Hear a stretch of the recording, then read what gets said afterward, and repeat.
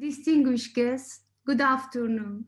It's my honor to welcome our keynote speakers and you all to the virtual Canadian Agricultural Technologies mission to Turkey, which is organized by the Government of Canada Trade Commissioner Service. My name is Nurdan Erbu, and I'm the chair of the Turkey-Canada Business Council under the DEIK Foreign Economic Relations Board of Turkey. DEIK is a business platform that has been continuing its activities on a voluntary base private sector membership for 35 years. In order to enhance investment and trade between Turkey and the other countries, we continue our works with an understanding of business diplomacy. We have 146 country-to-country based business councils all over the world. At this point, I would like to briefly mention my experience in the industry. In 1986, before I founded my company, Anadolu Hayvancılık, I imported the first Holstein Friesian heifers from United States and the Netherlands when I was working as a project manager for the catamaran vessels exported by Norway for the public transportation on Bosphorus. While my background goes back to electronic engineering, I have become a player in the dairy industry of Turkey starting from 1996. However, 1996 has been a very unlucky year because the world faced with bovine spongiform encephalopathy, or as it has been known in the world as mad cow disease, outbreak both in the United Kingdom and the Netherlands.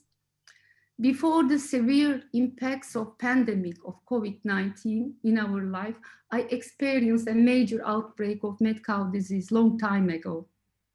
My company, Anadolu Hayvancılık, consists of veterinarians and animal scientists, and we have been working with the progressive dairy farms all over Turkey, which is Europe's largest agricultural country. With 35 years of experience, I can acknowledge the strong and developing industry in Turkey, not only in the agriculture production, but also seen in genetics and smart industries in agriculture and livestock management with dynamic, young and skilled labor force. As the Turkey-Canada Business Council, we are committed to enrich and promote bilateral relations between our countries. In the face of the pandemic, it is crucial to combine efforts to achieve targeted, sustainable economic development between our countries. Unfortunately, the pandemic has led to unprecedented challenges in the global business community. Effective networks of communication are playing an important role to overcome these challenges, along with new areas of cooperation. To this end, this webinar is organized to evaluate mutual investment and business opportunities in the field of agtech. Canada and Turkey have a long-standing trade relationship and a history of working collaboratively together. The agricultural and agri-food sector is one of the key sectors in our bilateral trade. We cannot imagine our respective countries' prosperity without sustainable, smart and green agricultural practices. The recent pandemic has once again made it clear that the food security, stable supply chain systems and production efficiency are critical fields of the economy that we must all collectively develop and drive further. In 2019, the bilateral trade in this sector was approximately 500 million Canadian dollars. There is a great potential to increase and deepen our bilateral trade relationship, especially through the recently signed JETCO, Joint Economic Trade Committee Memorandum of Understanding, which was signed in June 2019. The JETCO agreement is a great momentum in Turkey-Canada trade relationship, which not only aims to expand the trade between countries, but also diversify it to new, untapped, technologically driven areas such as agricultural technologies. According to sector experts, the effect of technology in agricultural production is already increasing day by day. But after the coronavirus pandemic, this process will undoubtedly gain even more speed. This webinar will be about this. I would like to make a few housekeeping remarks. We have simultaneous translation and therefore would like to ask you that you set the language that you speak as your default language. You can submit your questions through the chat function, which we'll collate and ask our presenters at the end of session. Today, I will be joined by our esteemed keynote speaker, Ms. Kamer Ertuğran İbrişim, who has kindly joined us from the General Directorate of Agricultural Enterprises, TIGEM, and the Government of Canada representatives on the federal and provincial level as well, some of Canada's most innovative agri-tech solution providers. So let's begin. Without further delay, please allow me to welcome Mr. Christopher Wimmer, Canada's Senior Trade Commissioner and Consul to Turkey, to begin our full discussion. Mr. Wimmer, the floor is yours. Hello, everyone. How are you today? This is Chris Wimmer coming to you live from Istanbul. I've been in Istanbul since 2016, so about 4.5 years now. And I'm the head of the Trade Department for Canada and Turkey. And we have a team here at the consulate in Istanbul and also some members of our team in Ankara at the embassy.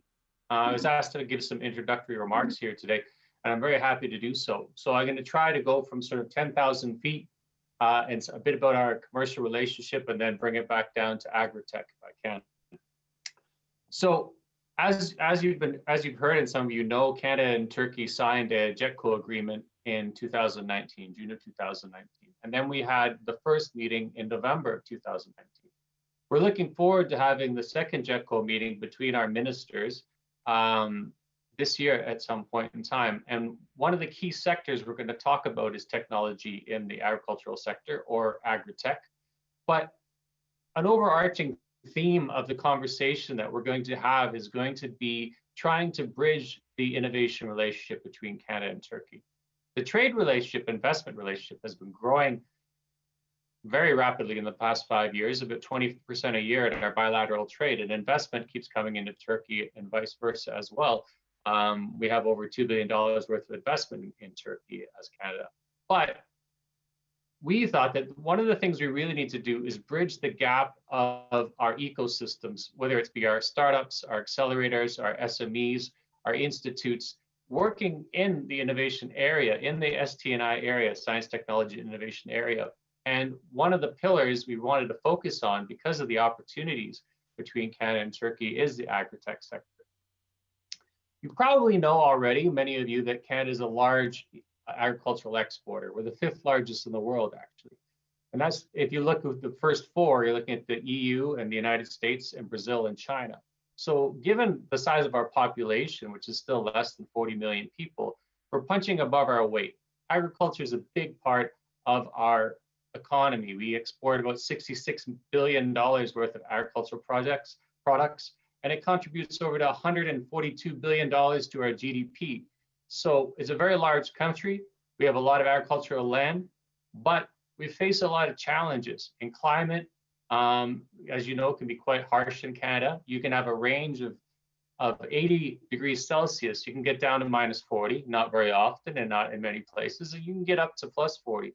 Once again, not all the time. People usually think Canada's cold, but there is quite a range there. So we have to come up with the right amounts of technology to make sure that we continue to excel because we face these types of challenges, but still we maintain our place as one of the top 5 exporters in the world.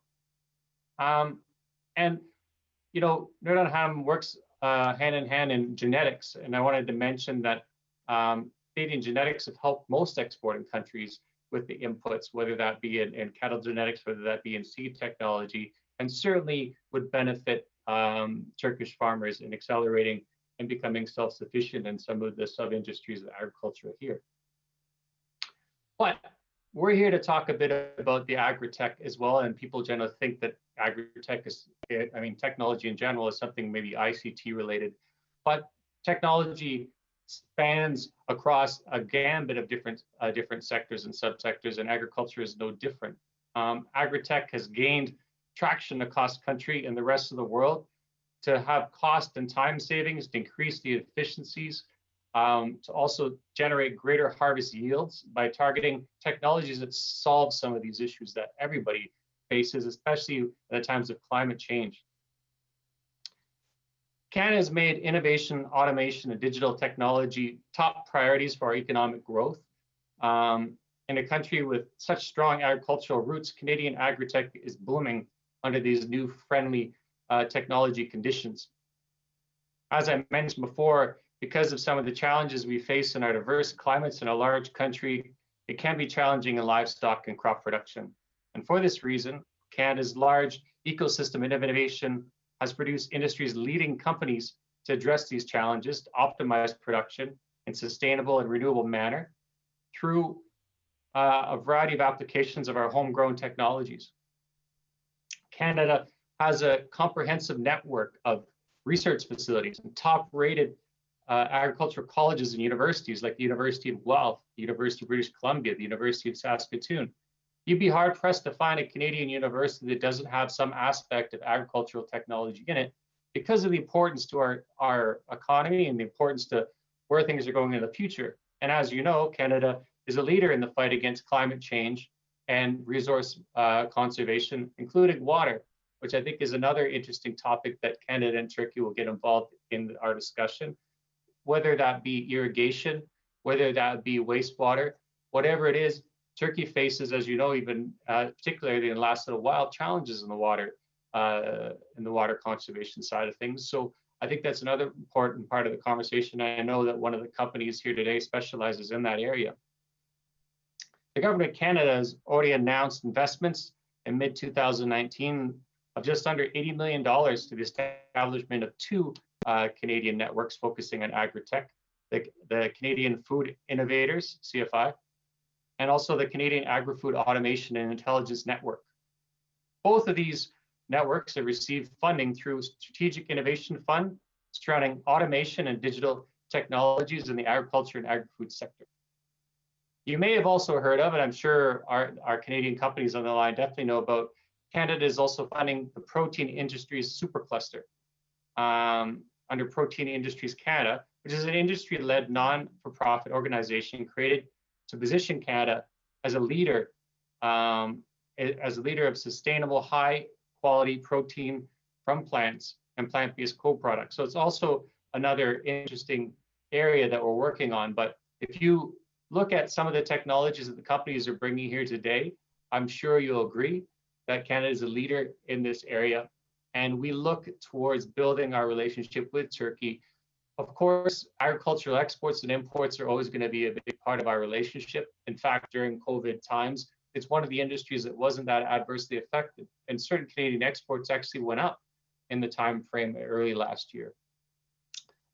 So I think this is a strength that we need to build upon. Of course, we want to diversify our trade. Of course, we want to work in areas of more high tech and away from raw materials. But it's a strong point to start the relationship. And Canada also sees Turkey as a launch pad into the rest of the world as well, how we can work together to access other markets and how Turkey can use Canada to access other markets. I don't know if you know, but Canada has free trade agreements with a huge part of the world. We're talking about 51 countries we have free trade access with. So once again, Turkey can look to Canada as a launch pad into other markets as well and free trade access. So I don't want to take up too much time from the guests who obviously know much more about agricultural technology than I do, but I do want to take this occasion to thank Nurdan Hammond for her support. She's always a great partner in this area. We've known each other for years, so thank you very much, Nurdan. And TIGEM for joining us here today, and I very look forward to their presentation, as well as some of the provinces here that are helping support us, and you'll be hearing from them, our companies, and my team as well. I mean, many people help me put together some of these points to talk about, like Vytelle and Pinar, and they're a strong part of the Canadian trade team working really hard to make sure we build this relationship. So I look forward to everyone's presentation, and thank you very much for giving me a piece of the time and allowing me to participate in this conversation. Thank you very much. I'll turn it back to Gerda and Hannah. Thank you, Chris, for your valuable insights. Thank you for this webinar. Thank you. I am now honored to welcome the inspiring woman leader, Ms. Kamer Ertuğran İbrişim, Head of Strategy, Development, Research and Coordination of TIGEM. Ms. Kamer's hometown is Balıkesir, which is located in the western part of Turkey and comparable with Saskatchewan and Alberta. The floor is yours, Ms. Kamer. Thank you.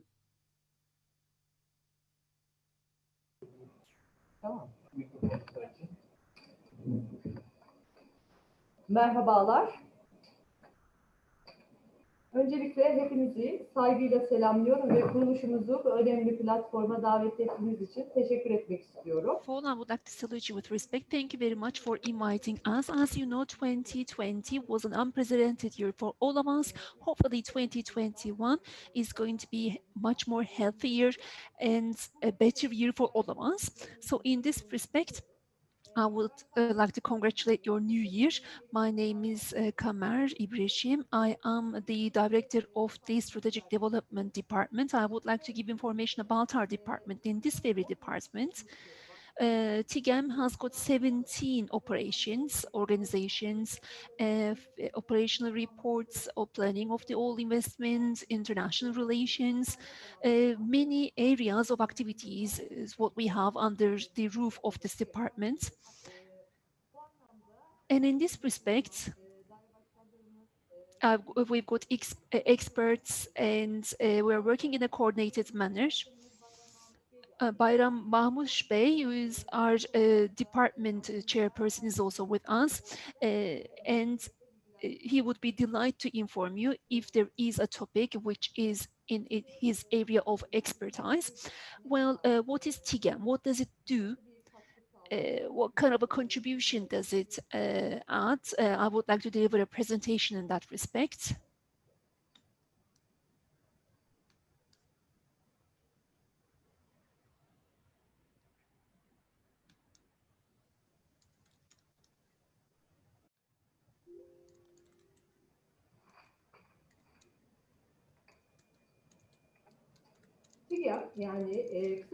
TIGEM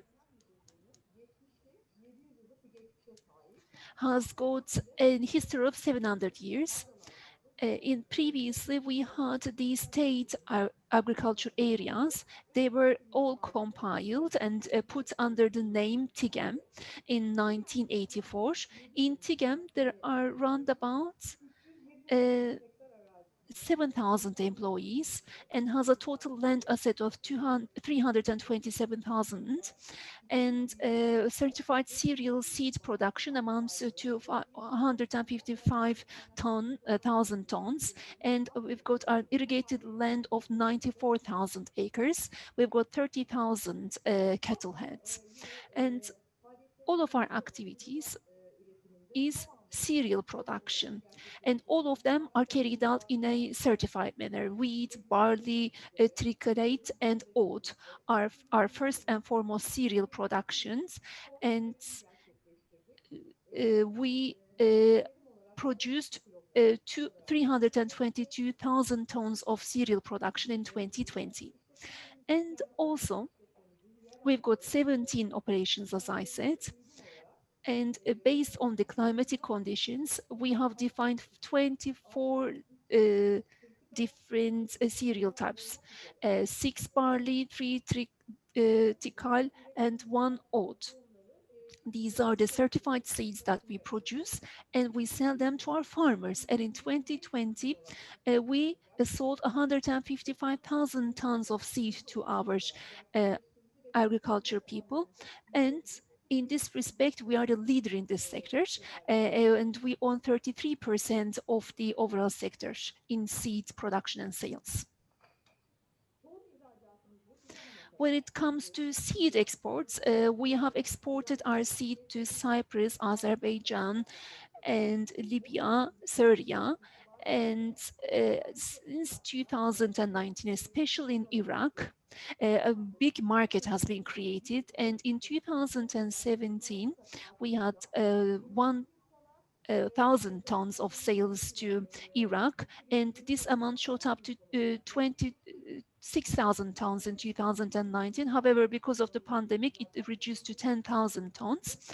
Our exports income increased to $12 million, and despite the pandemic, it was realized as $4.6 million in 2020.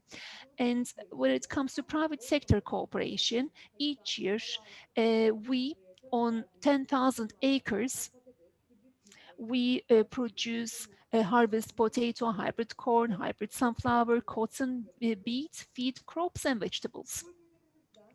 And some of our projects, well, in order to improve local vegetable seeds, we've got a project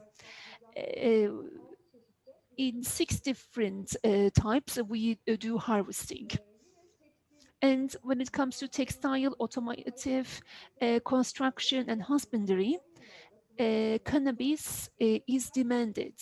This is industrial cannabis production, and in order to increase its production in our country, we've started this operation in 2019. It was realized as 10 tons. In 2020, we increased this to 50 tons per year. Again, when it comes to local seed production, we had propagated 452 varieties of seeds, and we also paved the way in order to obtain geographical indication for some of the seeds. And when it comes to cattle breeding, we are really a leading institution. We have defined 14 farms, and in 5 breeds, we are carrying out our operations. Currently, we've got 30,000 heads, and approximately 3,500 heads of it, based on requests, we also sell them to our producers. When it comes to bull sperm, we are the biggest producer in Turkey, and 35% of the domestic production is carried out by us, by TIGEM. And in 2020, we sold 700 tons doses to our producers. And in 9 farms, we are producing, breeding sheep, a total of 11 breeds. And in 2020, we sold 22,000 heads to our producers. Each year, our target is to increase the number of heads. When it comes to sheep breeds, we've got 4 local breeds and 7 are crossbreeds. We are cooperating with universities in order to come up with new crossbreeds, and especially our Ceylanpınar operation has got the largest field, which is only 1 piece, and we are mostly carrying out our sheep breed production in Ceylanpınar operation of ours. And also, Aleppo goat breeding is what we also carry out in Ceylanpınar. And in order to protect our gene resources, again, we are into Angora goat, Akbaş Kangal, and Asian gazelle. We breed them. And when it comes to purebred Arabian horse breeding, we are the leading country in the world, and we are the leader with 33% market share. And in 2020, approximately $29 million of foals is what we sold. And when it comes to irrigation system, we use the cutting edge technology.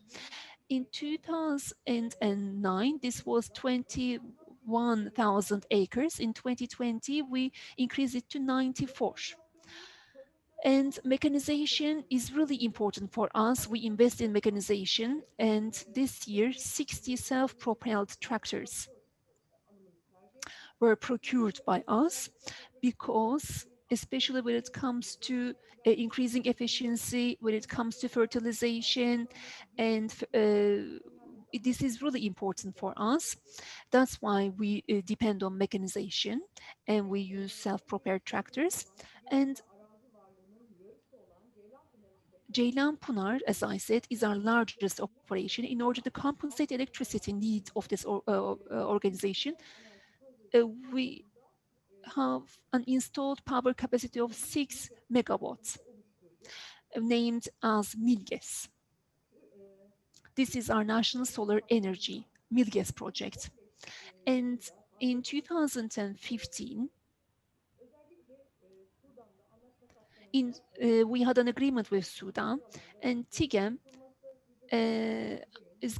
was projected to establish a farm of 12,500 acres, and 80% of it would belong to TIGEM and 20% Sudan, and it is an international investment of ours. What were our targets? Especially, of course, while doing all of these, we wanted to ensure food supply, procure raw materials for the agro-industry, increase in agricultural production and yield, developing agricultural trade, increase in employment. These were our various targets when carrying out our operations. And in this respect, we're open to exchange experience, both domestically and abroad. We would like to also share our experiences. We are ready for collaboration. Thank you very much for listening to me.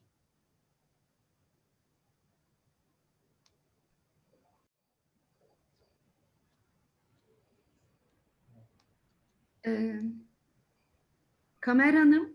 Kamer Hanım. Yes. Your presentation is finished. Is it? Yes. Thank you very much. We thank you indeed. Thank you so very much for this nice presentation, for giving all that valuable information. Well, also, thank you very much for accepting our invitation and coming all the way here, attending our meeting. And you are one of our women leaders that everybody should be inspired from, of course. Well, the TIGEM is our apple of the eye, of course, that's for sure. Thank you so much for your kind words. Okay.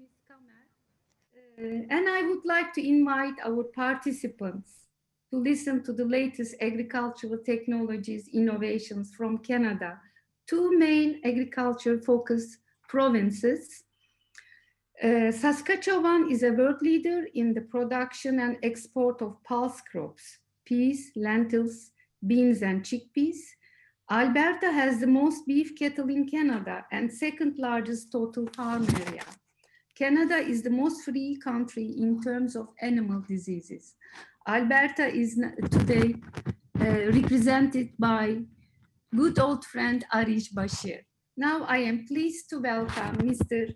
Brett Mechnik. The floor is yours, Mr. Mechnik. Mr. Mechnik is the Senior Vice President, Trade Development at Saskatchewan Trade and Export Partnership.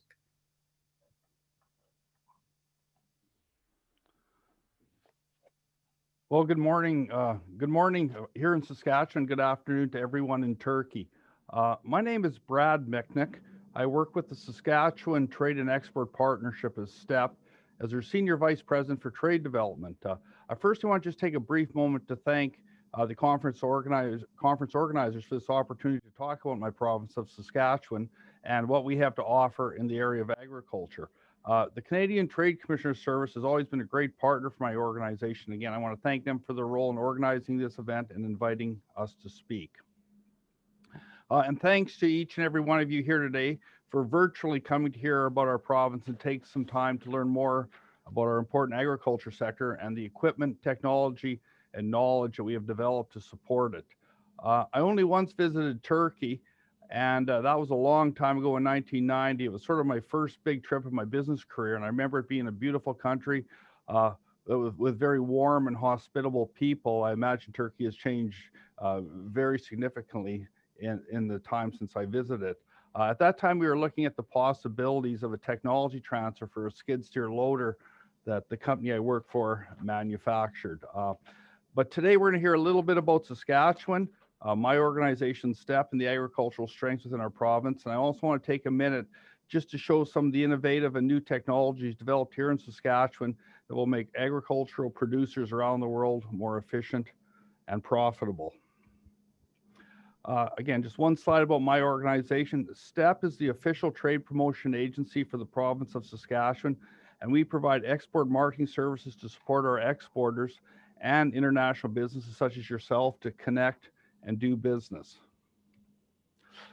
For those that have never been to our province, Saskatchewan is right in the center of Canada. We like to say it's a province that has a name that's very hard to pronounce, but borders that are very easy to draw, as you can see with the rectangular shape of our province. Saskatchewan is one of the leading agricultural regions in Canada. We're known for big fields, large farm operations, and big equipment, used mainly to grow cereals, oil seeds, and pulse crops, and raise livestock, mostly beef, cattle, and swine. Saskatchewan has is very significant in the Canadian agricultural scene. We have 43% of Canada's arable farmland, with a total farmland that amounts to 25 million hectares. Chris touched on that. So just like Canada and Saskatchewan, we have many stresses here in our country with our climate and to grow agricultural crops. And really one of the biggest one is being a short growing season, averaging 110 frost-free days, depending on the region of your province, but a very short growing season. As you can see, we get a lot of sunlight hours to counter that. So our crops advance very rapidly, but it's a very short growing season. Secondly, we get about 300 millimeters of annual precipitation in a normal year. This precipitation level compared to some regions of the world that might be considered borderline deserts, but we have developed many advanced technologies to deal with that. These conditions have forced us to be innovative in our farming methods and develop the equipment needed by producers to overcome these challenges. We have developed many leading edge technologies that have been tried and tested at home here in Saskatchewan that we now export to all corners of the planet. Like as I mentioned earlier, Saskatchewan has 43% of Canada's total agricultural land, but we also have 30% of Canada's total pasture land. In terms of livestock, this is all quite significant in the context of Canadian agriculture. In terms of livestock, we have nearly 2.6 million cattle, mostly beef, which is 21% of Canada's herd. So within Canada, that's second to our neighbors in Alberta. Today, our agricultural exports from Saskatchewan are valued at just under 13 billion Canadian dollars. That's 2019 numbers, which account for 44% of Saskatchewan's total exports that are just typically in the range of Canadian $30 billion. We have a province that's very rich in resources and very few people. Our population is just around 1.1 million people. So certainly we grow and produce a lot, mostly for the world, just because we don't have a large market here, a large domestic market here in Saskatchewan. Canola seed and canola oil are our largest agri-food commodity export, with significant exports of wheat and pulse crops, particularly peas and lentils, many of which on the lentil side are exported to Turkey. In 2019, our exports of live cattle were Canadian $142.9 million. And again, I just present these stats only to show the attendees the importance and scale of our agricultural economy here in Saskatchewan. Earlier on, Chris Wimmer touched a little bit on some of the research capabilities, and on the R&D side of things, the University of Saskatchewan in Saskatoon, the city I live in, is one of Canada's premier agricultural institutions. The University of Saskatchewan hosts a Livestock and Forage Center of Excellence, which is a world-class complex serving as a center for innovative research, teaching, and industry engagement in the areas of forage development, grazing management, environmental sustainability, cattle reproduction, cow-calf management, and feedlot health, growth, and productivity. Also, the university has an institution called Vytelle Intervac, which is a world leader for the development of livestock vaccines and disease control. Beyond that, Saskatchewan specializes in the manufacturing of short-line agricultural equipment, and we've been quite successful in adapting this equipment in markets around the world, growing similar crops in similar growing conditions, as well as raising livestock. Most notably, the markets are the United States, Australia, Russia, Ukraine, Kazakhstan, and throughout Europe, amongst other regions of the world where large equipment is typically used in large-scale dryland farming type environments.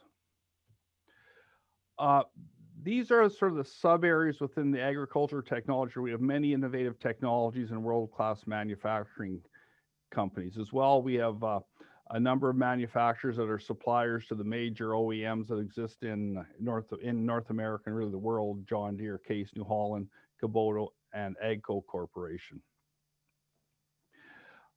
Saskatchewan has many prominent brands of agriculture machinery, many who are world-class companies, and you may recognize some of these companies. And I'll touch on some of the particular strengths that we have within each sort of subcategory of agricultural equipment. We've been a world leader in the area of direct, zero, and minimum tillage and seeding equipment. This is an area where Saskatchewan has really been at the forefront for a number of years in developing equipment that's successfully being used worldwide, particularly in areas, again, where the farms are quite large in dryland type of farming operations. So as you can see, we have smaller equipment. We have seeding units that are as large as up to 30 meters in width.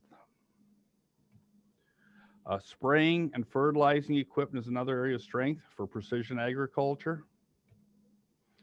Grain handling, storage, and transportation solutions. Saskatchewan has a very sophisticated grain handling system, and both on-farm and for getting products to market. Harvesting equipment and parts. Livestock and forage equipment. This is an area where we have many subsectors, including areas such as hay handling, feed processing, and so on, and quite a number of manufacturers are in this space. Material handling and roadside maintenance equipment, many of which has an agricultural application. And I'll just take a brief moment to introduce the three large international Saskatchewan-based agricultural trade shows, which you're always welcome to attend. Each of these shows has a strong international element to them, and many services support attendance from visitors worldwide. Canada's Farm Show occurs annually in June, and Ag in Motion. These are very broad, both grain and livestock production type of shows. And then thirdly, we have the Canadian Western Agribition, which is our largest livestock show, occurring annually in November, which hosts livestock producers from around the world. These shows are all, again, planned for this year, and hopefully the world pandemic will subside and they'll be able to proceed in 2021. As I near the end of my presentation, I just want to mention a virtual trade show that we have organized that's currently taking place. We're actually in day 2 of it right now. It's called the SAS Trade Showcase. It started yesterday and it'll go until Thursday of this week, January 28th. Because this show is already underway, we did not involve Saskatchewan companies in this event and with presentations and B2B sessions. But rather invite you to attend this virtual trade show where you can see the products and services of Saskatchewan companies and connect directly with them. We have 2 very significant halls in agriculture, one with agricultural technologies and equipment, another one with agri-food products and ag commodities. So attend the show. As well, we have 20 webinars taking place on a variety of topics around this event, including tomorrow we're having one on the technologies to improve feeding livestock and the methods to make producers more profitable. It's turning out to be a great event. We got 250 Saskatchewan exporting companies. So far, about 1,400 international attendees from over 80 countries. Sorry. And I'm just going to mention Saskatchewan is 9 hours behind Turkey. So the second day of the show is just kicking off. So you can visit right after the program ends for this event. I was thinking the show starts at 7 a.m. Saskatchewan time, 4 p.m. Turkish time. So please visit. It's free to attend and just register at that sastradeshowcase.com. And we'd be very glad to have you attend that event. So for a complete listing of Saskatchewan agriculture machinery members, you can also visit the STEP website. And please contact me if you'd like to reach out to any of our member companies, and my email address is there. So with that, I will conclude. Thanks again to the conference organizers, and thanks to each of you for being here this afternoon to hear a little bit about Saskatchewan agriculture. And then with that, I'd like to turn things over to my Alberta colleague with Alberta Agriculture, Mr. Arij Bashir. So thank you, everyone.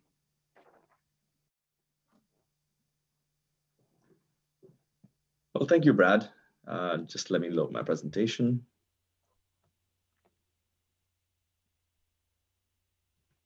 Well, first of all, I would like to say thanks to Nurdan, who is an old friend, and it's great to see her familiar face in this virtual format. So thank you, Nurdan, for that great introduction. Thanks also to the Trade Commission Service in Turkey, Chris Wimmer, Pinar, and Vefa, who have done an excellent job of putting this event together and have provided great support to Canadian companies who have gone to the market in the past. And also I would like to thank TIGEM, because that's an institution that I have visited and engaged with several times in the past. So I've been to Turkey probably more than 20 times, and I look forward to the opportunity of visiting again. I also enjoyed the great introduction of Alberta and Saskatchewan that was provided. It seems that between the two provinces, we can meet Turkey's needs of both kebab, mercimek çorba, as well as ekmek. So the province of Alberta is located in Western Canada. Alberta is the 4th largest province in Canada, which is about 10% smaller in size compared to Turkey. Our strategic location allows us to be well positioned to supply to North American as well as Asian markets. We have over 20 million hectares of farmland in Alberta, and our export sector, or our agriculture sector, is export oriented. We are the 3rd largest exporter of agri-food products in Canada, which were valued at $11.6 billion last year. In terms of our livestock sector, the cattle sector is the largest in Canada, with 4.5 million head of cattle. Alberta employs a livestock traceability system to follow the movement of an animal or group of animals during all stages of its life, from one point in the supply chain to another. We're also a source of high-quality, disease-free livestock and world-renowned genetics. Alberta's livestock genetics industry focuses on providing high-quality live animals, semen, embryos, and related products and technologies to customers around the world, including Turkey. Over here, you will see that the biggest export product for Alberta, beef, definitely dominates the industry, followed by wheat and canola. And in terms of our major markets around the world, our proximity to the US makes it the #1 market for us, but then we are also China, Japan, Mexico, Bangladesh, South Korea, and others represent our top markets for exports. Now, I want to talk a little bit about the ag equipment and technology that is in Alberta. We have distinguished ourselves as a manufacturer of premium quality and reliable agricultural equipment. Climate smart agriculture, smart farming, livestock related technologies stand out as subsectors in which various Alberta companies have found their niche. We have companies in Alberta that are focusing on using technology in the area of livestock management, wastewater recycling, precision farming, among others. You will hear from some of them later today. We also have Smart Farm here at Olds College, which is essentially a giant lab that provides the agriculture sector a venue for commercial scale applied research. It is attracting investment and engagement from companies ranging from multinational ag tech companies to startups. It also provides their students with a learning environment centered on the future of agriculture and technology. And we're getting towards the end of my presentation. I would like to introduce the companies that are going to present today.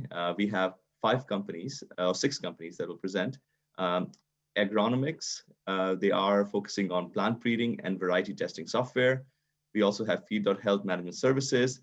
Their main services, they are one of the biggest or premier North American feedlot consulting service.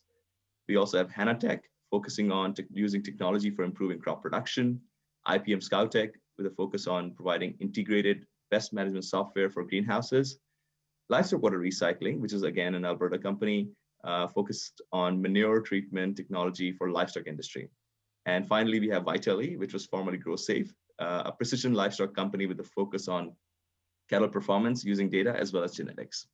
So with that, I would like to give the floor to Agronomix for their presentation. Thank you.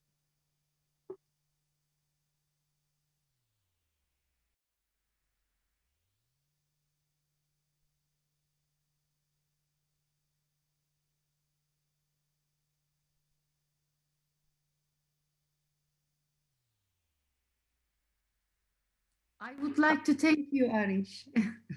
I'm interrupting.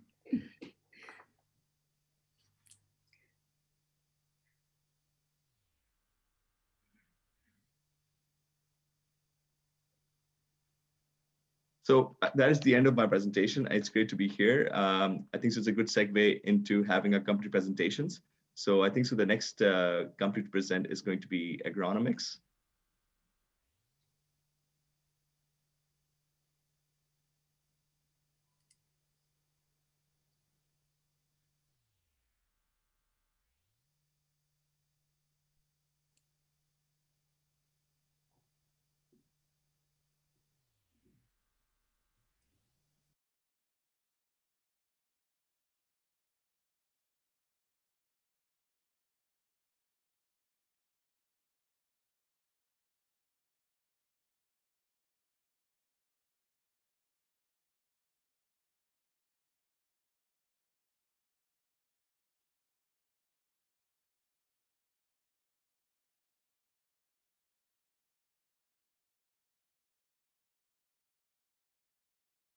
We have 4 companies or 6 companies over here that are going to present on their technologies that they have to offer to the Turkish market. So we have as the first presenter, we have Agronomix, which is a company that focuses on plant breeding and variety testing software.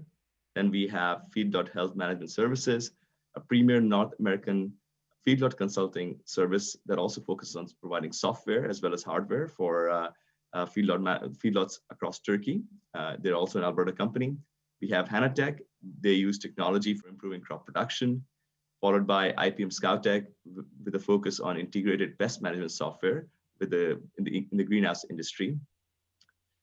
That will be followed by Livestock Water Recycling, an Alberta company as well, focused on providing manure treatment technology for the livestock industry. And finally, we'll introduce Vytelle, which is the precision livestock company with a focus on cattle performance using data. So with that, I think we can move to the first company, which is Agronomix.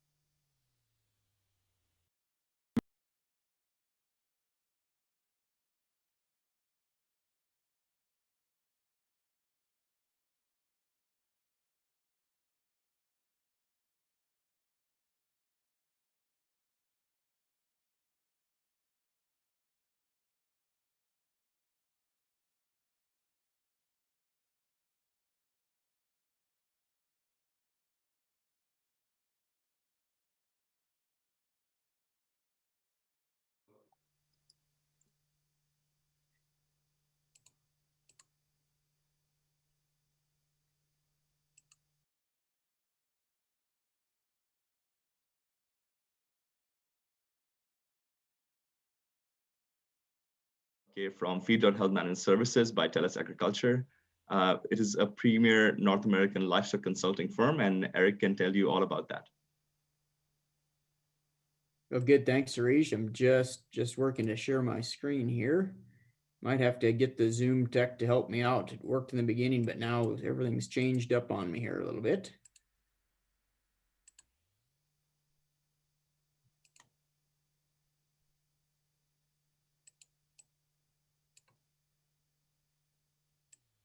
I've actually lost my button that allows me to share this screen. We see it, Eric. We see your screen. You see Feedlot Health Management Services, Lisa? Yeah. You just need to go and, yeah, exactly. And then you're good. How's that? Perfect. Okay, real good. Okay, thanks a lot. Thanks for the introduction. Thanks for the opportunity. Wanted to start out here and talk about a little bit what we do. Our expertise is in the field of providing feedlot consulting. Pictured here is an example of a representative client feedlot. This one is located here in Alberta, just a little bit south of Calgary. And we provide feedlot consulting services to a very large range of client sizes. This would be a very average size. This client here has about 30,000 head on this location, and they are housed in pens ranging from 200 to 250 head. So you see the pens in the background. Then in the foreground is a silage pit and the barley mill. And, you know, we've talked a lot about the cereal grain production in Turkey. So I think this is very applicable in the livestock industry. So our original expertise was in the area of providing animal health consultation. And over the last 38 years, we've actually evolved to providing a full suite of animal health and production consultation services. So we're gonna move on to what our mission is, and our mission as a consulting company is to provide a broad range of world-class animal health production consulting and research services, along with the management and execution tools. So essentially the technologies required to improve the net profitability of our commercial feedlot and calf grower operations. So step back just a little bit, talk about commercial feedlot. That's the classic beef feedlot. And then the calf grower operations would be depicted there at the bottom right, which would be the operations that take in the day-old dairy calves and grow them. So both operations we are involved with. To achieve this mission, we do have a very large team. Along the top are our experts or our professional consultants, and there are 44 individuals here that are listed as consultants, and all consultants have either a PhD or a DVM, and many have both. And to support what the consultants do, we do have a large staff of technical experts in different areas of research, animal health, some teams associated with different countries, feeds and feeding, and the various teams that we have. So it is a very large team that we utilize to provide these services. Our headquarters is located just outside of Okotoks, Alberta, Canada, which is really close to Calgary. We currently provide services in many geographic areas, including Canada, the United States, Mexico, Brazil, and Kazakhstan. We provide services to a very large number of animals. As of last year, our annual throughput is about 4 million head, which will go through our software and different technologies on an annual basis. Here's a map that kind of highlights where all of our clients are located. There is a very large distribution of clients or accumulation of clients here in Western Canada, in Alberta. As you go through the Midwestern United States, we have several feedlots to which we provide services. Bottom left, you see we do have one client currently in Kazakhstan. And then on the right, we do go down to South America. We have clients in Brazil and also another large accumulation of clients there in the Mexico region. So it's a pretty large geographic area in which we provide our services. And that is only allowed because of the different technologies that we access to do this. I'm going to go through a quick schematic here for 2 or 3 minutes, and this kind of brings everything that I've rambled on about together, I think. So as I alluded to, Feedlot Health Management Services provides production and consulting services to both feedlots and calf growers all across the world. Those services include are really focused on a few different areas, and those are listed here: animal health consultation, feeds and feeding consultation, technologies that enhance performance of animals, individual animal management, the procurement and marketing of animals, and then animal and facility certification. So probably what's most important to this audience here is in the middle, and this is the different technologies that we utilize to provide those services all across the world. So Feedlot Health's IFHMS is our proprietary database. It's a chute-side data collection that we use to track what happens to all of the animals in all the geographic locations. We use an extensive amount of digital imaging to understand what is happening at any time to both live animals and animals that might succumb to disease. We have different databases like PACOR and DSORT. We use near-infrared spectrophotometry to help monitor feedstuffs. We have different carcass feeding and non-feedlot health databases, extensive data collection abilities, and then we provide monitoring, analysis, and production oversight of what happens on all of those clients' operations around the world. We do have a very large ongoing research and development aspect to our business.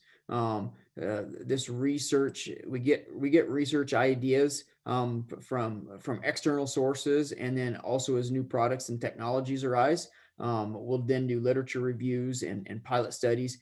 And essentially this leads to large scale commercial field trials on feedlots and calf grower operations. From these trials, we will take the biological outcomes, those outcomes being morbidity, mortality, so sickness and death, performance outcomes in terms of average daily gain and feed efficiency, and then carcass attributes.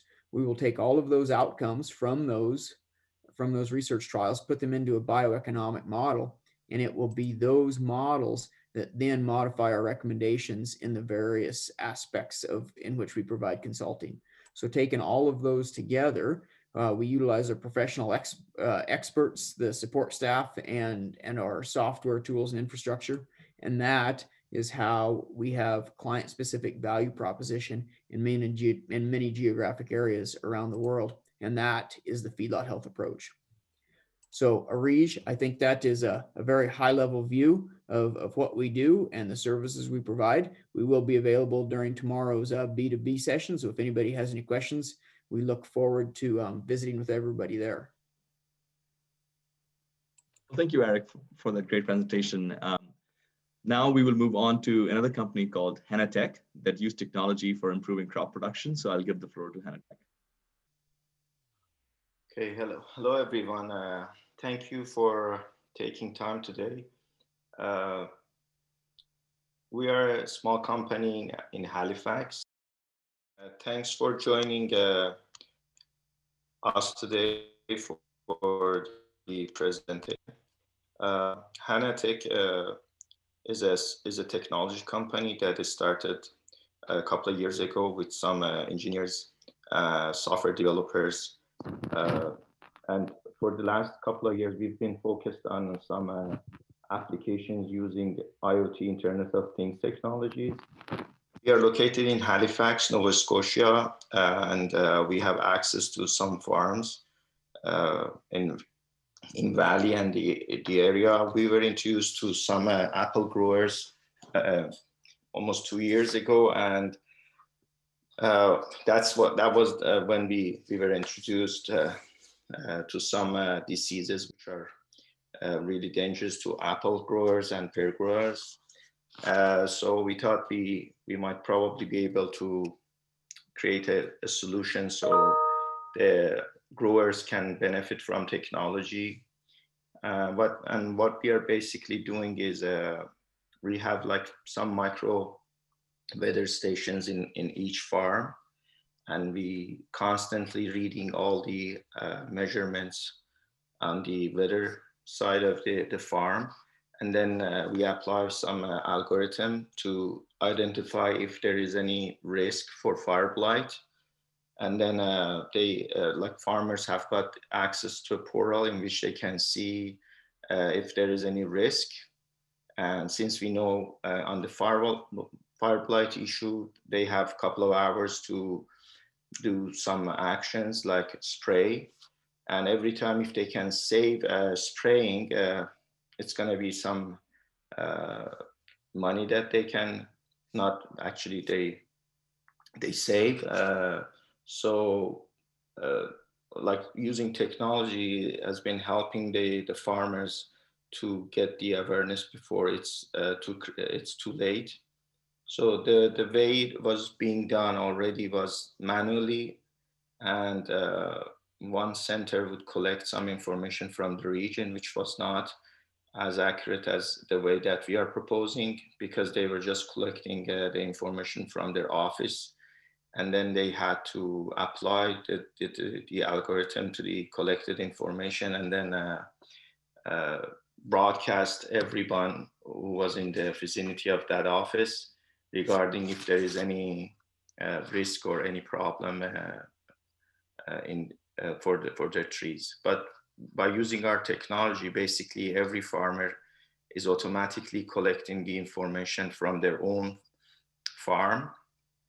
Even if they have a larger farm, they can have a couple of micro stations. Every station has got one SIM card, which is reporting all the information to the cloud. And we combine the information and show it to the farmer. And if there is any severe change on the weather, which we see a lot in Canada, we can notify the farmers before it's too late, so they can go and spray or take different actions based on the situation. We have some other products using the same IoT technologies, but since this conference is focused on agriculture, I'm more focused on this thing. So just a little bit of background about the fire blight issue. We see this issue has been identified in 1985 in Turkey, if I'm not mistaken. And this has been a big problem where we have abrupt change on the temperature. And it's based on a bacteria which is actually attacking the trees. And if it is identified soon enough, it can be mitigated. But unfortunately, if it is late, it's going to burn the tree, and for next couple of years, there would be no yield from that farm, which is too dangerous for the farmers. So it's very important to identify this issue before it's too late. On the other hand, we have some different ways that you probably can mitigate the risk by spraying. And the thing is, spraying is costly and the time is really matter. So we have to first make sure we are actually spraying on a timely manner, and we don't want to over spray as well. So it's critical to understand when we need to spray and how if we really need to do this spray. So I have some measurement, some information from Turkey's market, how big the market is. I know my other colleagues actually represented a lot more in depth since they are more involved in the Turkey market or in agriculture. But as a technology company, we are more focused on the communication, on reading the data from the field, integrating different pieces of the information, passing it to other third-party companies, softwares and systems, and making sure you have full access on what's happening in your field. And if there is some changes regarding what you are growing or what is important to you, you can get notification and take right action based on the situation. So back to the solution we've provided. It's very easy and convenient for farmers to use it. It is all battery operated, and it has a small solar cell, which is actually absorbing the energy from the sun. And since it has a battery, at night still we are communicating to the sensor. In more accurate versions, we are using a leaf wetness sensor, which is reading from the, actually it is resembling the wetness on the leaves, which is very critical to what we are actually doing for the fire blight. And then we have a small station, as you can see in the picture, which has a SIM card, and we see all the different components that are important to us, all sent to the cloud. We can automate the farms on top of what we see as well. So basically, we can even trigger some switches or some other devices if we see anything changing. in case if we need to. And the other good thing is you can install these micro stations as many as you want, any rural area, as long as you have the reception for the communication. We are using 5G technology and NB-IoT, which is, I guess Canada is one of the first countries who started this technology, and it's actually spreading all over the world. So this is our panel that farmers, once they log in, they can see. So we have the information to forecast the risk over 3 days or even more. But as we incorporate more days to the system, the accuracy is going to reduce because we have to forecast the risk based on the forecasts which are taken from weather station forecast sites. So, but for the historical data, that sometimes it's important we see what was happening and then what is the trend. So that's why we have like two ready button here, so you can see actually what was before. I'm gonna show you the live application as well. So, which is gonna be discussed how farmers can enter some data from what they see from their field, because it's not all about the weather information that you're collecting from the farm. You need to add some more symptoms from the farm, which is basically the experience each farmer has, or if they have sprayed the land, it's going to change the outcome of the software. So it's important that we enter the right information, which is not connected to the weather station information, to the system, so you get a more accurate forecast on what's happening on the fire blight.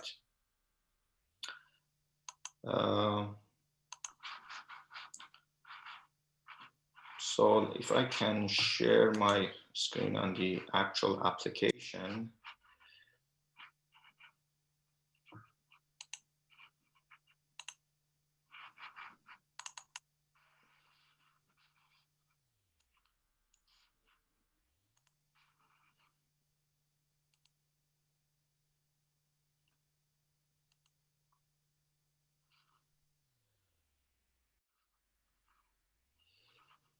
So basically, this is what we are offering on the fire blight side. So we constantly see what's happening on the temperature.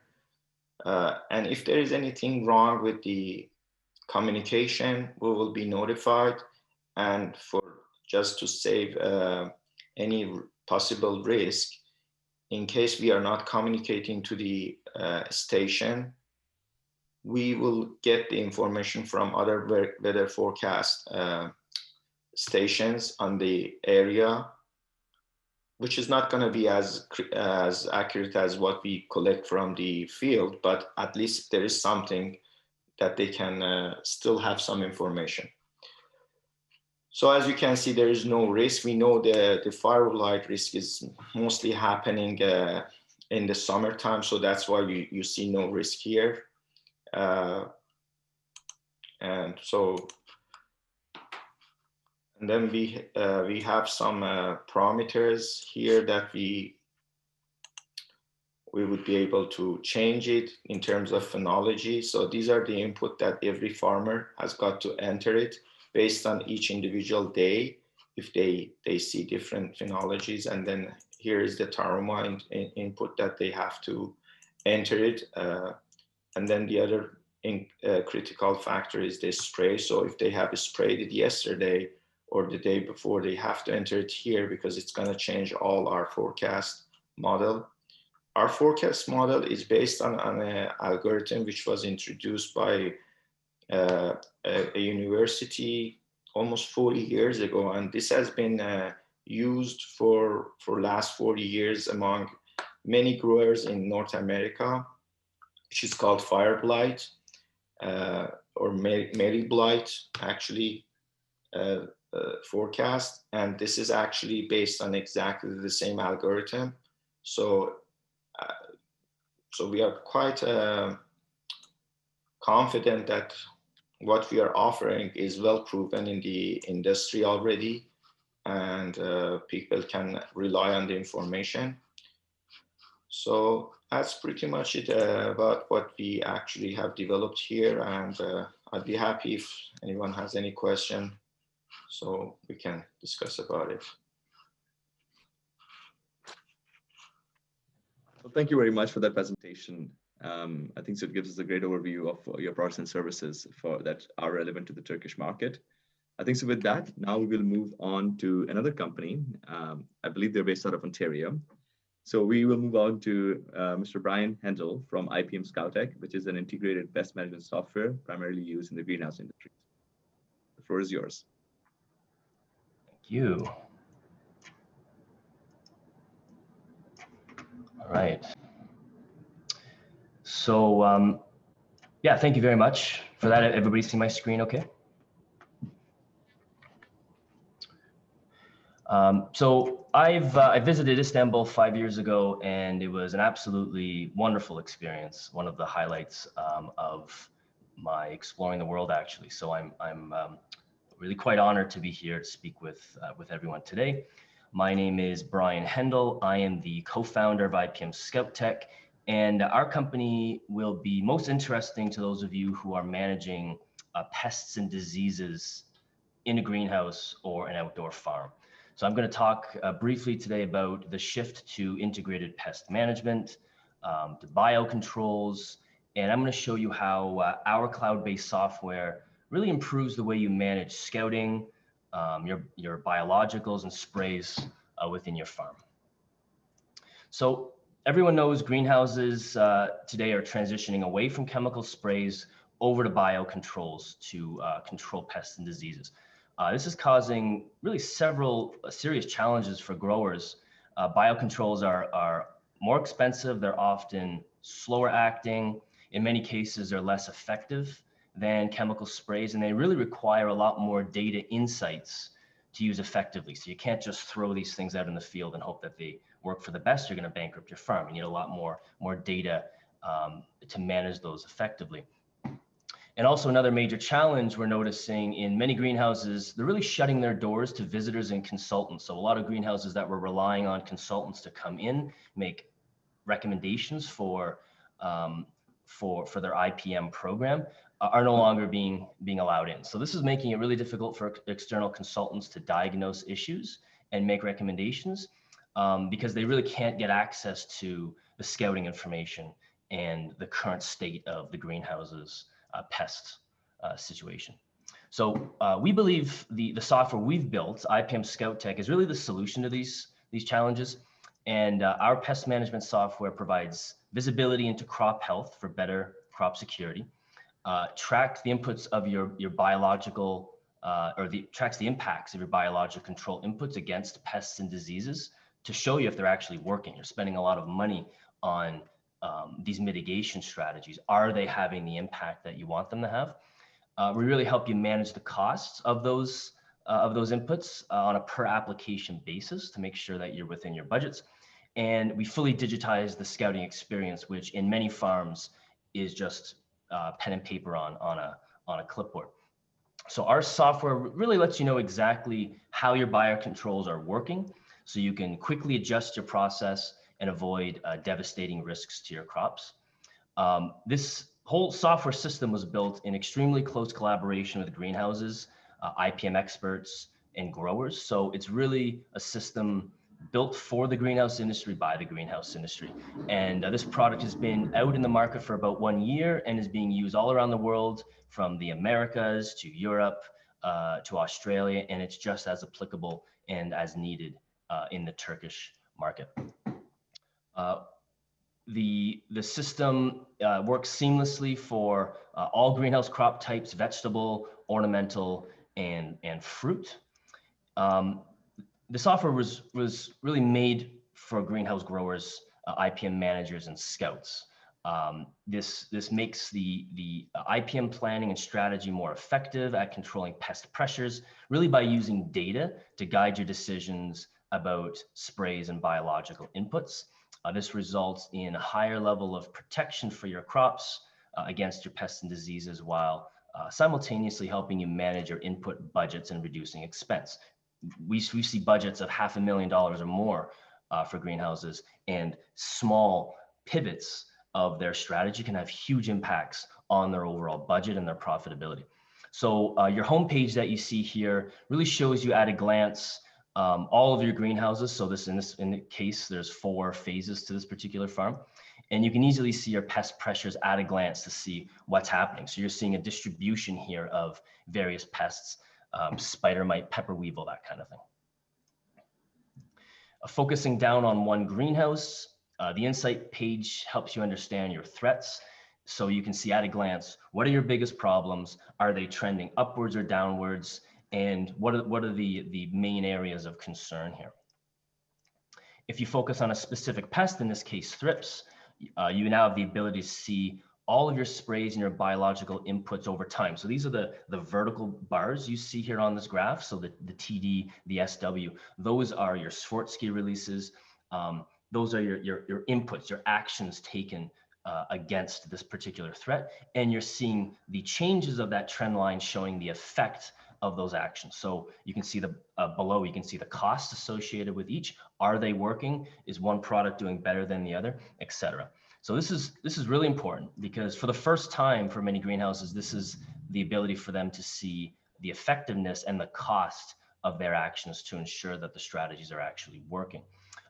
So the information really ends up being critical to adjusting your plan within your greenhouse to improve yield and reduce costs. And really this shifts your mindset to be more proactive and not just reactive. So it's a big paradigm shift for many greenhouses. Our real-time greenhouse map really tells you the whole story of what's going on in your greenhouse. So we're looking at a map of issues within a particular greenhouse itself. And we're seeing issues row by row, when they were last scouted, color code for severity level. So it's very easy to see at a glance where the major problems are, see your sticky card data, see your scout notes, and combined with the other scouting data offered within this product really paves the way for you to make better informed decisions quickly, such as when to add the appropriate spray or bio. Let me show you really quickly the tablet app that's used by the scouts in the field. Again, the administrative portion is used on a website by your IPM managers, but the actual scouting process, the data intake, is used out in the field by scouts. And we've made this process as easy as possible. So it's as easy really as choosing a greenhouse, selecting the row you want to scout, choosing the side you want to scout, just tapping the add button. Here we're going to add a spider mite observation, and we're going to set the severity level to high. We're going to expand our additional properties and define a life stage, parasitization, percentage female, if it's applicable, webbing and wounds, and provide notes as well, so that your IPM managers can actually uptake that information in real time. So as soon as that was clicked, that information is pushed into the cloud and is immediately available on the dashboard for your IPM managers and your growers to digest and process. The software is completely cloud-based, so there's no infrastructure needed at the farm at all. It's backed up and secure in our infrastructure. You can use commonly found inexpensive tablets like an iPad for extremely low capital investment. We charge a monthly fee based on the size of your farm. So it simply expands based on farm acreage. And as a company, we provide really incredible support. So training your staff up front, supporting them by email and phone. If any questions happen, if they need to be retrained, our job is to make sure that they're using the software as effectively as possible and are as supported as possible. And we really listen to our greenhouses. So when someone has a recommendation for the product, a request for the product, or they see a slight pivot that would make the product work better, we're very actively pivoting. And again, this product is at a global scale right now, being used in greenhouses all over the world. And especially during COVID, it's become extremely relevant to be able to get this data out to external consultants. So there are many more features here that we would love to show in this app. I'm not gonna show them all in this presentation, but if anyone is interested, please contact us with the contact information here. We'd be more than happy to take you through a live demo of the application. And we'd love to hear from you. So again, to the team in Turkey, thank you very, very much for the opportunity to speak with you today. Well, thank you very much, Brian, for that great presentation. I think so there will be a lot of applications to the Turkish market, and I'm looking forward to some Turkish companies approaching you for how this technology can be applied in their region. Now we'll move on to another Alberta company, Livestock Water Recycling, Lisa Fast. Livestock water recycling is a manure treatment technology that is relevant to the Turkish livestock industry. And I'll let Lisa explain everything about their company. The floor is yours, Lisa. Thank you so much. I'll just put that into presentation mode. Well, hello, everyone. Thank you so much for this opportunity. It's been very interesting to listen to the other Canadian companies and to hear more about Turkey. I unfortunately have not had the opportunity to visit Turkey, but I hope to change that very soon. I work for a company called Livestock Water Recycling. We also go by LWR. We're an award-winning global manufacturer of a patented on-farm treatment plant that transforms livestock manure into clean potable water.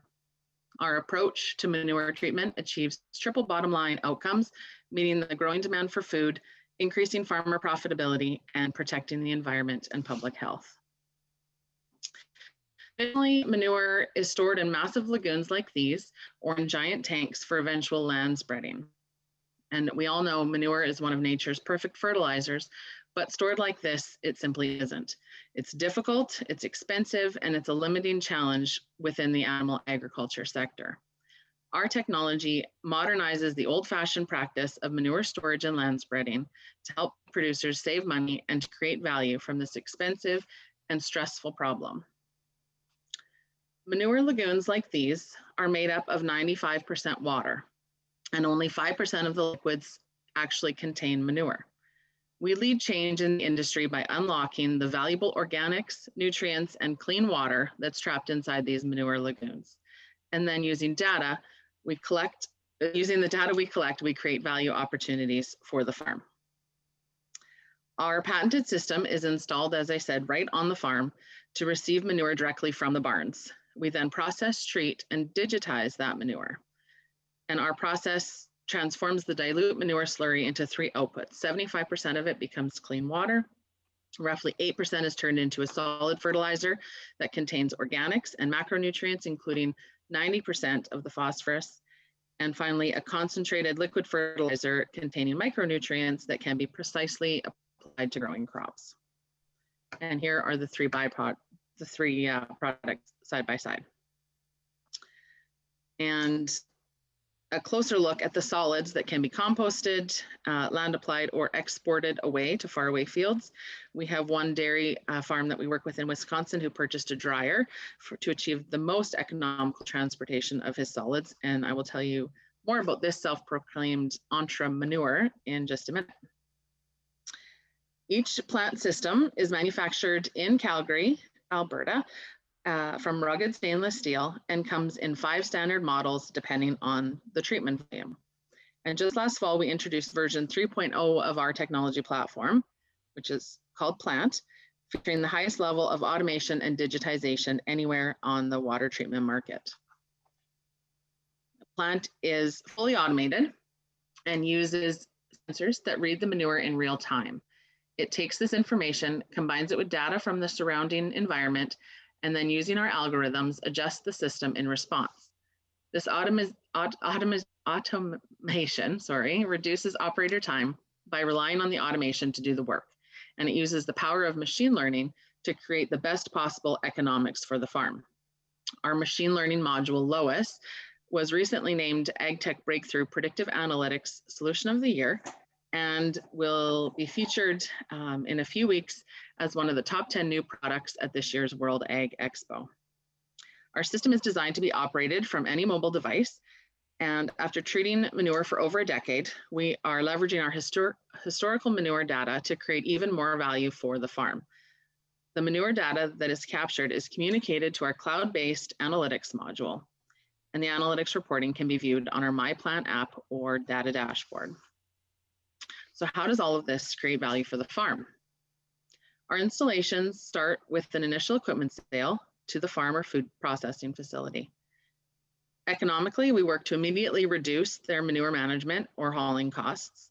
Then by segregating the fertilizers for precision application, we can improve feed crop growth, which tends to be the farm's highest expense. If a farm wishes to expand production, they can do this without adding more land. As they operate, they begin to see improvements in overall herd health, reducing mastitis, somatic cell counts, and reduced slippage, which means less visits to the hospital barn. Earlier, I mentioned an entrepreneur from Wisconsin. Robin Way Dairy has further improved their economics by selling this biofertilizer that they call Bucky Bloom. His customers are local greenhouses, home and garden centers, and specialty crop growers. But this is just one example, but we see the same economics on all the farms that we work on. We're also actively working to bridge the ag sector with the biogas market by creating an anaerobic digester feedstock to maximize gas production. We can also treat the digestate before it is applied back to crops. We know that today's consumers want to see sustainable and traceable food chain, and farms can't do this alone. We have systems operating across 10 American states, and we are treating manure on the largest dairy farm in Lebanon. We have partnered with some of the biggest brands in the world and are using the power of data and machine learning to unlock the value trapped in lagoons. Our vision will take us from this to this. We are on track to recycle 1 billion gallons of manure this year, and our goal is to transform 1 trillion gallons of manure and food waste bioliquids into clean recycled water by 2050, directly impacting 10 of the UN Sustainable Development Goals. Data-driven waste recycling technology is not only important to bring to the future of our planet, it is in fact the only path to the future of our planet. And we look forward to bringing our technology to Turkey. Thank you so much. There's my contact information, and we will be participating in the B2B meetings as well tomorrow. So I look forward to meeting with you then. Thank you again for this opportunity. Thank you so much, Lisa, for that presentation. Looking at that, I think so there is definitely a lot of application to the huge feedlot industry that is in Turkey. And I'm looking forward to some positive connections coming out of this event. And hopefully, you get a chance to visit Turkey soon and see how this technology can be applied there. Now, finally, last but not the least, we would like to introduce Lisa Rumsfeld from Vytelle. Formerly it was GrowSafe, which is a precision livestock company with a focus on cattle performance using data, as well as genetics with their merger or partnership with Vytelle. Lisa, the floor is yours. Thank you very much for the introduction. It's really great to be here and participate in this, and I'm very appreciative of the opportunity. All good with my slide share there?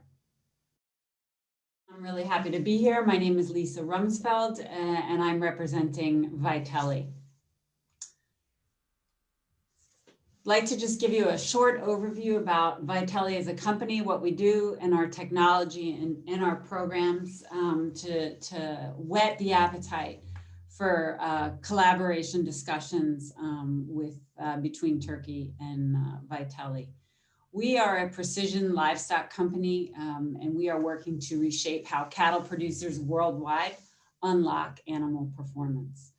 We all know collectively that compared to other livestock proteins, cattle has a long way to go in terms of efficiency and sustainably. And we see this as our mission, is to really work using technology to be able to unlock and fast forward genetic progress. We believe that this is really going to be the key to ensure that milk and meat are viable proteins for a long way into the future. I'd like to introduce you our 3 technology platforms. So if you're interested in breeding cattle or feeding cattle, producing milk, these technology platforms will be relevant for you. Our first technology platform is our phenotypic data capture. So what that really means is we are installing our hardware platforms into farms and operations to collect critical data on feed efficiency and on growth and performance on cattle to make some genetic decisions.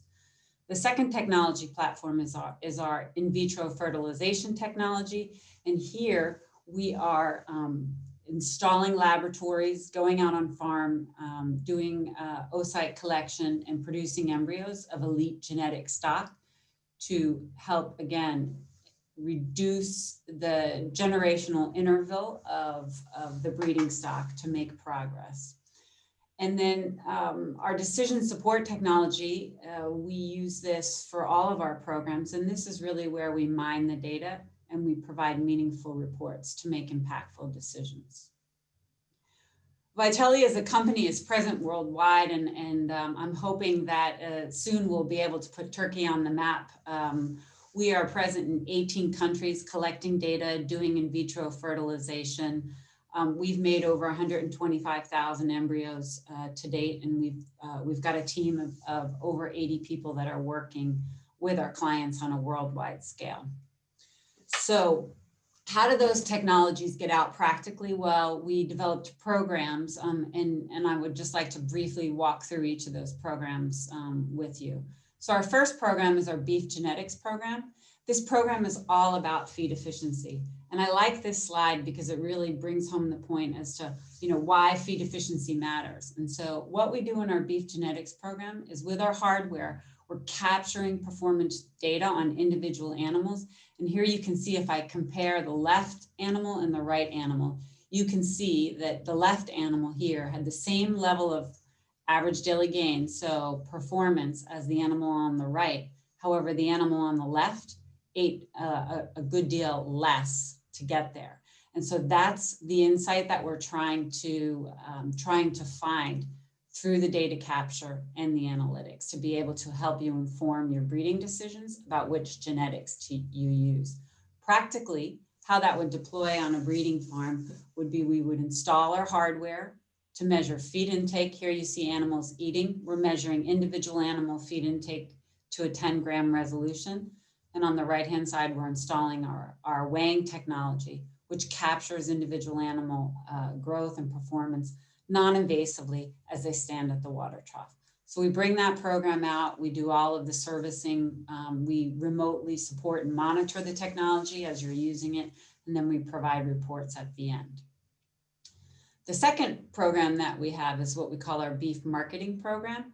And our beef marketing program is using our in-pen weighing technology that you just saw. So monitoring the animals as they come to drink, we're capturing their weights and their performance. And we're also capturing behavior about how many times they're coming to drink. And so with all this data that we're capturing on these animals, we're able to impact decisions on performance management, well-being, seeing if animals' watering behavior are dropping off, how are certain rations performing in the pens. And because we're able to, through this data capture, provide flags and insight, it helps with labor optimization to be able to better direct people that are managing the cattle in the pens. And finally, there's a marketing aspect of that. As we're planning cattle to go to market, we can shift the concept away from group management down to individual management, which will better reduce, we'll never eliminate variation, but we can sure try reducing variation so that we can improve profitability.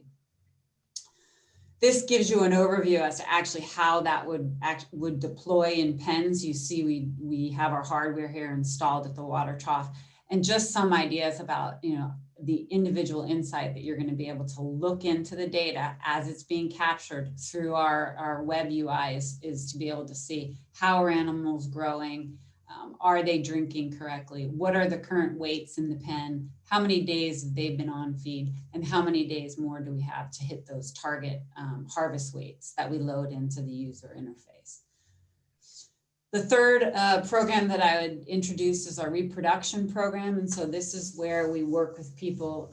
We go into countries or specific clients and we will establish local IVF labs. We will bring our people in, we'll do on-farm collection of oocytes, we'll produce embryos. We work with our customers on donor management, which is a critical aspect of the outcomes of success using in vitro fertilization. Our technology does not use FSH, which are hormones. This makes us able to work with much younger animals, and it's much easier on the animals, and it helps reduce cost as well. We work on a very transparent pricing model when we establish labs, meaning there's no hidden costs. So we charge on an outcome basis. So that means if we produce a grade 1 embryo, the producer would pay the bill. Otherwise, there's no fees. So we try to make the move to in vitro fertilization a very transparent and a very fair one. And so that's our third technology platform. So again, kind of wrapping it up and putting it on a bow, we feel like we're able to, through our phenotypic data capture, identify elite genetics. Using our IVF technology, we're able to fast forward that progress. So getting more elite and good cattle on the ground at a much quicker pace, and then mining all that data to continue to feed it through the system and into our analytics to be able to provide reports to make decisions. So there's my contact. I welcome discussion, and I will also be participating tomorrow on the meetings. Thank you very much for the opportunity to briefly introduce Vytelle. Well, thank you so much, Lisa. And I think so one thing I also wanted to mention that Lisa is based out of Germany, so she's not too far from Turkey and the same time zone, so that definitely helps. And with that, we conclude the presentations by the companies here. I would like to pass the floor back to Ms. Nurdan Hanım, kind of to close the event and ask our audience if there are any questions. Nurdan.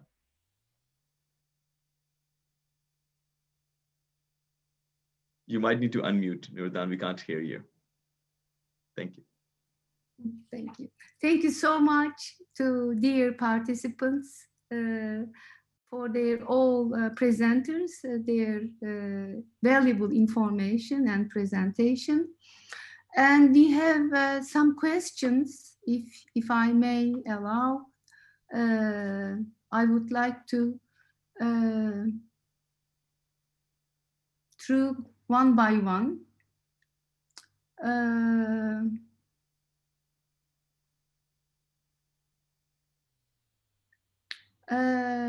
Ali Selim Alpaslan, how is Canada organizing its agricultural data? Is there a center to collect all the data? Whom would you like to answer? Maybe on behalf of everyone, Arish, you can please answer this. Well, sure. I think so. I'll take a crack at it. I feel that there's a lot of movement to collect data at regional levels, and there's a lot because Canada is so big. Every province, every region has their own strategy how to tackle data.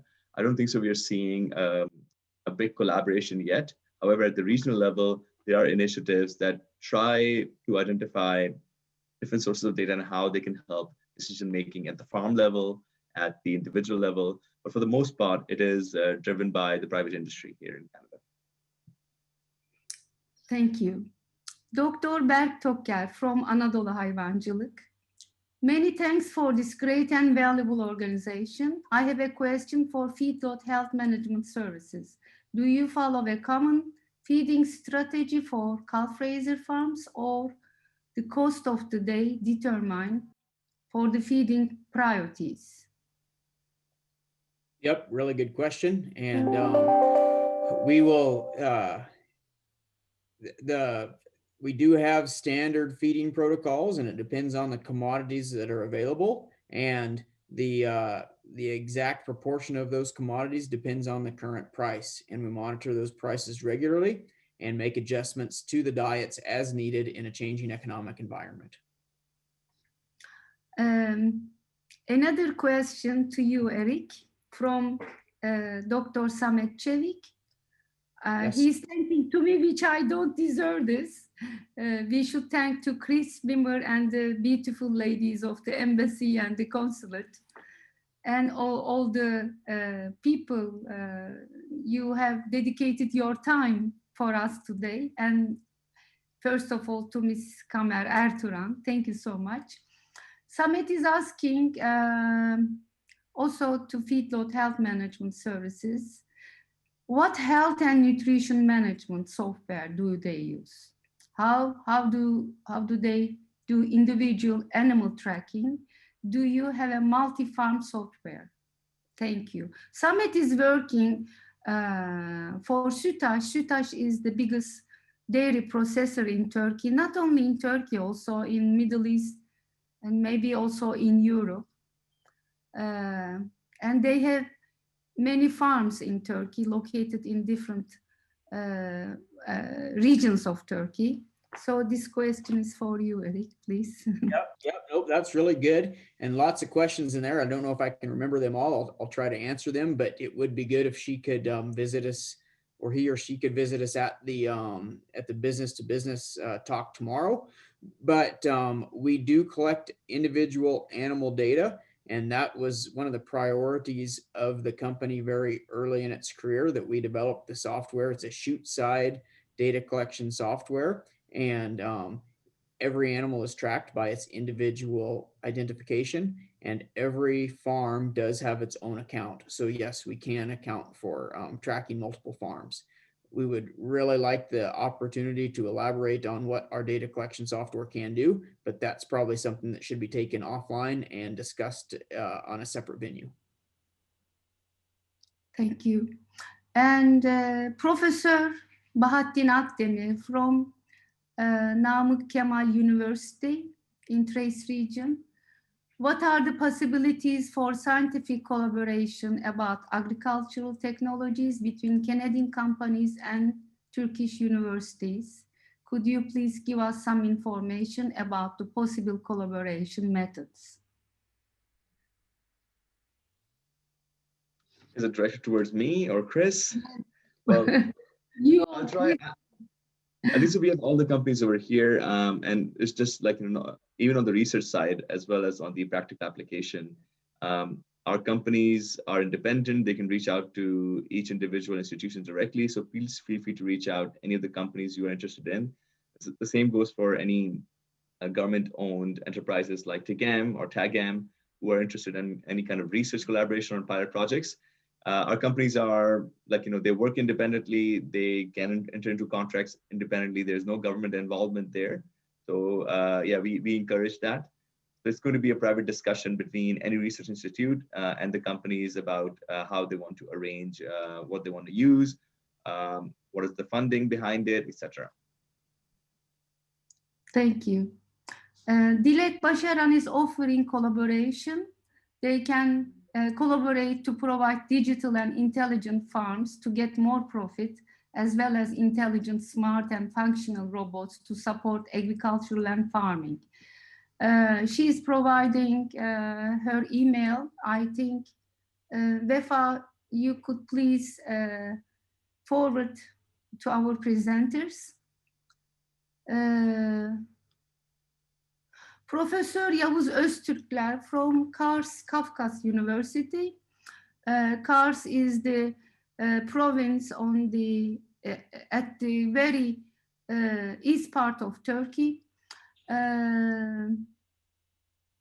This is very useful platform in order to develop the business and economical relationship between Turkish and Canadian companies. His question is to Mr.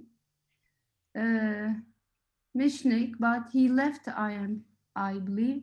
I am curious to know that what kind of products to export to Canada mostly. I can introduce you that Professor Öztürkler is now starting to embryo transfer for the Beef Master hosting embryos. which were donated by United States, USDA, through Foreign Agricultural Service in Ankara.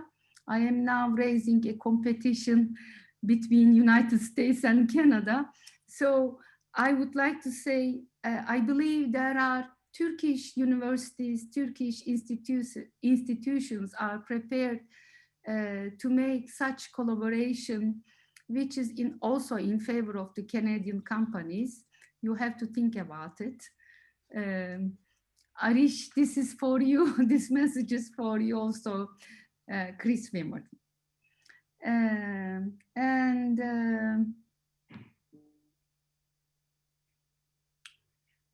Vussal Abbasol, hello, I have sheep farm, Lasuna breed, I don't know how to pronounce it.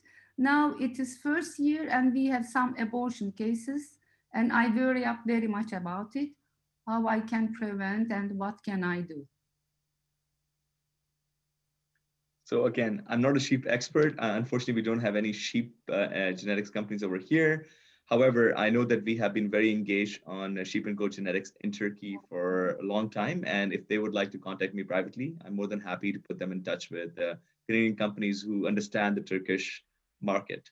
Nurdan, I also want to mention that we have Agronomix here. So towards the end, if we get an opportunity for them to present for 5 minutes, that'd be great. Okay, last question, then I will finish.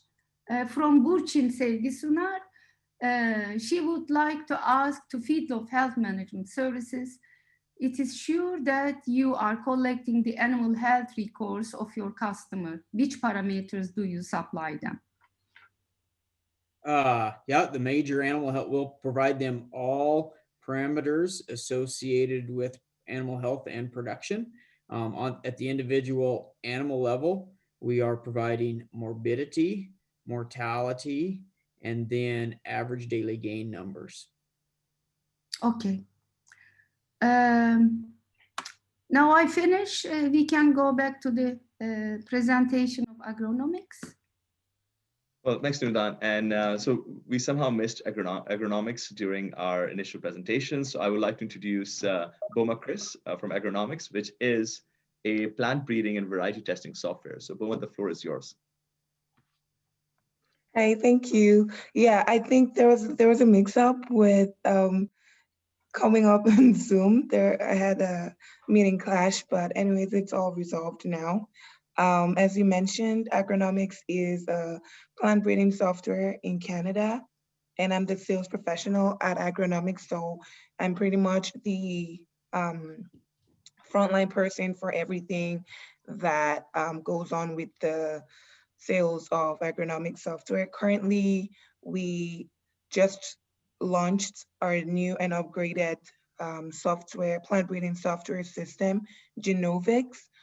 The previous software we had was agro-based, and it's done pretty well over the years. Like, we've had clients from different parts of the world. I think from Turkey, we've had Progen seeds for a couple years. So in the past year, we've upgraded AgroBase, our former software, to Genovix. That now includes a lot of other models. Like, it has the genome editing model, it has the bioinformatics module. So pretty much Genovix is an upgrade from AgroBase, which I think is very, very functional in the sense that it has the Excel feel to it, because that was sort of a problem that plant breeders all over the world were sort of facing with how hard it was to navigate plant breeding software. So Genovix sort of covers that problem of not being able to easily navigate plant breeding software.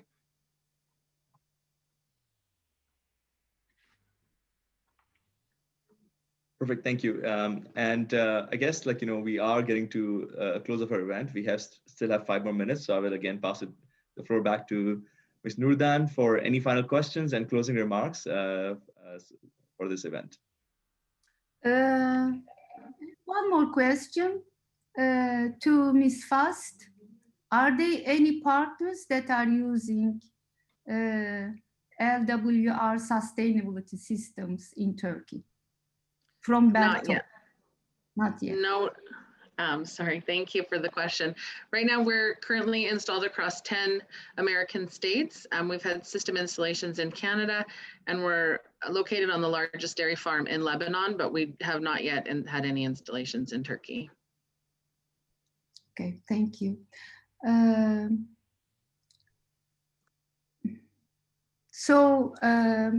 First of all, I would like to thank to Ms. Kamer.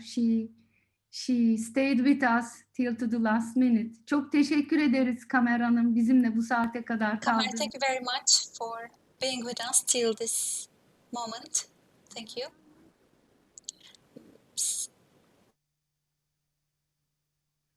Kamer Hanım.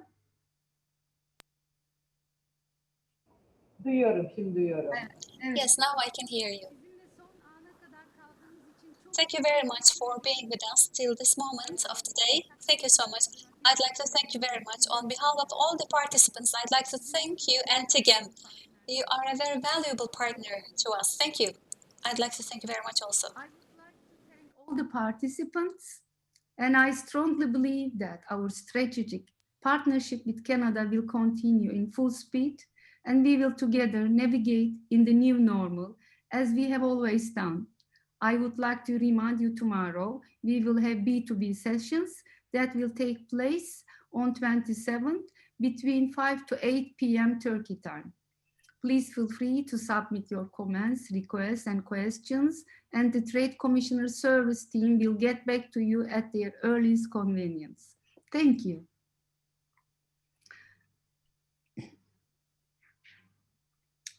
Chris, are we done or?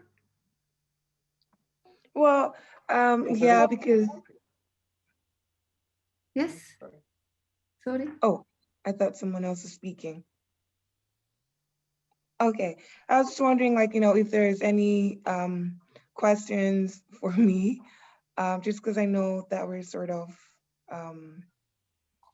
I guess, getting towards the end, so I didn't want to take too much time.